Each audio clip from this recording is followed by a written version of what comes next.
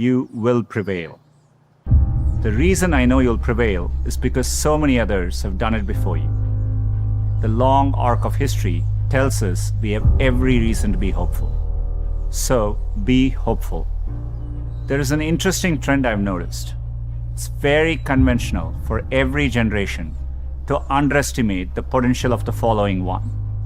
It's because they don't realize that the progress of one generation becomes the foundational premise for the next. And it takes a new set of people to come along and realize all the possibilities. I grew up without much access to technology. We didn't get our first telephone till I was 10. I didn't have regular access to a computer until I came to America for graduate school. My father spent the equivalent of a year's salary on my plane ticket to the US so I could attend Stanford. It was my first time ever on a plane. But when I eventually landed in California, things weren't as I had imagined. America was expensive. A phone call back home was more than $2 a minute, and a backpack cost the same as my dad's monthly salary in India. And for all the talk about the warm California beaches, that water was freezing cold. On top of all that, I missed my family, my friends, and my girlfriend, now my wife, back in India. A bright spot for me during this time was computing. For the first time in my life, I could use a computer whenever I wanted to. Completely blew my mind. Under television, when we finally got one, only had one channel. So imagine how awestruck I am today to be speaking to you on a platform that has millions of channels. There are probably things about technology that frustrate you and make you impatient. Don't lose that impatience. It'll create the next technology revolution and enable you to build things my generation could never dream of. The ability to ask a computer anything, anywhere. Be impatient. That's okay. It'll create the progress the world needs. The important thing is to be open-minded so that you can find what you love. For me, it was technology. The more access my family had to technology, the better our lives got.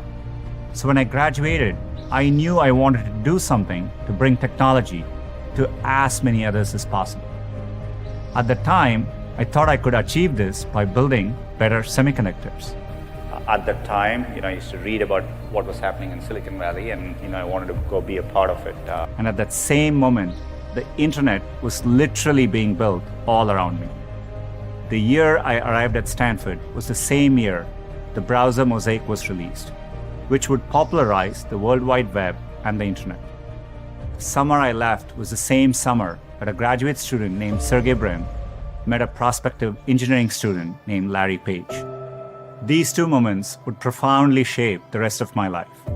But at the time, I didn't know it.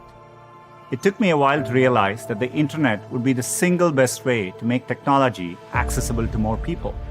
And as soon as I did, I changed course and decided to pursue my dreams at Google. So, a big part of what I focus on at any given time is, making sure we are innovating and building products for the future. So we are thinking about, things like virtual reality or augmented reality. So these are all new areas, but we've always had a very ambitious mission. We wanted to organize the world's information and make it universally accessible. We feel like we are in early days of that mission. And, so for us, the journey is just getting started. I just want to make sure the next 30 years, we are still able to work on problems which really work for people on a day-to-day basis. Hopefully, at that point, serve all of humanity in a profound way. So that's where I want to be. It is a core part of at least what drew me to Google. I think the chance that we could work on products which would one day, reach everyone in the world. I didn't have access to computing growing up, and once I got access to it, it changed my life. And so I've always been interested in, this is why we work on affordable Android smartphones or Chromebooks, and being able to reach everyone, I think it's a foundational part of what we do.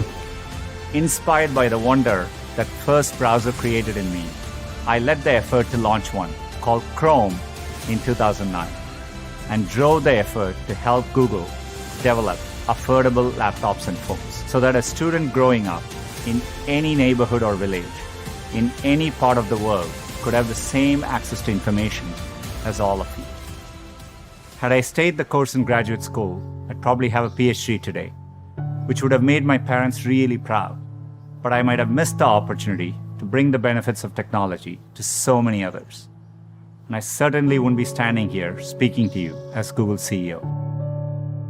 Another thing I've noticed over time is you will have many opportunities to reinvent yourself. And so, so I think, it's worthwhile taking risks and trying to do something you're really, excited by. And if the first attempt you don't do it, you can try again, and things tend to work out in the long run.